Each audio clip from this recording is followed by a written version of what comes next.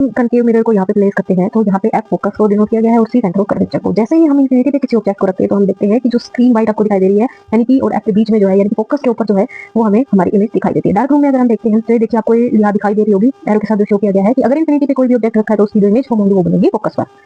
हमें पता क्या हुआ कि ऑब्जेक्ट जो है बहुत ज्यादा दूर है इंफिनिटी पर है तो हमारी इमेज कहाँ बनती है फोकस पर और वो बिल्कुल पॉइंट साइज बनती है। सेकंड केस है अगर हम सी के थोड़ी सी पीछे अगर मोमबत्ती को रख देते हैं तो क्या होगा हमारी जो इमेज फॉर्म होती है वो एफ और सी के बीच में मिलेगी और कैसे मिलेगी उल्टी दिखाई देगी। आप देख पा रहे हो कि यहाँ पे मोमबत्ती की जो लो है वो उल्टी दिखाई देगी। ये देखिए अंधेरे में आप बहुत ज्यादा अच्छे से देख सकते हो। यानी कि जब भी ऑब्जेक्ट को रखा जाएगा सी से बिल्कुल पीछे तो जो इमेज फॉर्म होगी वो एफ और सी के बीच में बनती है और वो कैसी बनती है इन्वर्टेड बनती है यानी कि उल्टी तरफ बनती है। तो ये इसका डायग्राम हो जाता है। उसके बाद चलते हैं हम नेक्स्ट।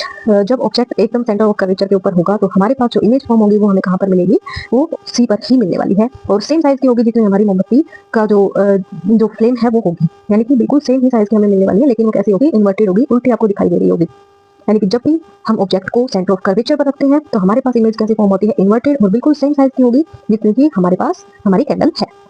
नेक्स्ट फोर्थ केस पे हम चलते हैं कि जब ऑब्जेक्ट को मैं सी और एफ के बीच में रख देती हूँ तो क्या होगा। तो बिल्कुल इनवर्स केस है जैसे हमने सी के पीछे रखा था तो एफ और सी के बीच में जो इमेज है वो फॉर्म हुई थी। अब इसका बिल्कुल इनवर्स है अगर मैंने एफ और सी के बीच में अगर ऑब्जेक्ट को रखा है तो जो इमेज फॉर्म होती है वो बियॉन्ड द सी फॉर्म होती है।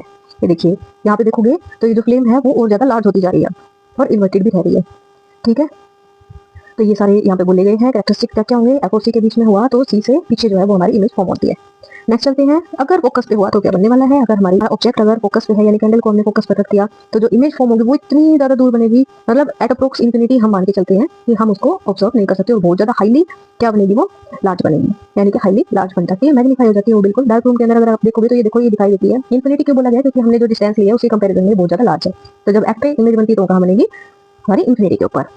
लास्ट केस है इसका object between P and F अगर होता है तो क्या होगा। पी और एफ के बीच में अगर हमारा ऑब्जेक्ट बनता है तो वहां पे हमारे पास कैसी इमेज बनती है वो हम स्क्रीन पे ऑब्टेन नहीं कर सकते हैं क्योंकि वो वर्चुअल इमेज वहां पे फॉर्म हो जाती है रियल इमेज नहीं बनती है। अभी तक पांचों केसेस में रियल इमेज बनती थी अब यहाँ पे कोई भी इमेज हम नहीं ऑब्टेन कर सकते। वो हमें सिर्फ कहाँ दिखाई देगी हमारे मिरर के अंदर ही दिखाई देगी यानी कि बियॉन्ड द मिरर।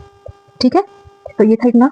अभी हमारे पास स्क्रीन लगा दी है कन्वेक्स मिरर लगा दिया है उसके बीच में जो है कैंडल को हमने प्लेस कर दिया। तो हम देखना चाह रहे हैं कि हमारी इमेज कहाँ फॉर्म होगी। आप इजीली देख पा रहे हो कि मैं चाहे कैंडल को मूव कर लूं या फिर मेरे मिरर को मूव कर लूं तो मुझे स्क्रीन के ऊपर मेरी इमेज जो है वो दिखाई नहीं दे रही है। यानी कि कन्वेक्स मिरर में हमेशा कैसी इमेज फॉर्म होगी वो एक वर्चुअल इमेज फॉर्म करता है रियल इमेज नहीं। अगर रियल इमेज होती तो कनकेव मिरर की तरह हमें स्क्रीन पर हमारी मोमबत्ती की जो इमेज है वो वहाँ पे दिखाई देती। और ये आप देख पा रहे हो कि पीछे कन्वेक्स मिरर के अंदर हमें क्लियरली हमारी कैंडल जो है वो दिखाई दे रही है और आप देख पा रहे हो कि ये कैसी दिखाई दे रही है एकदम छोटी दिखाई दे रही है।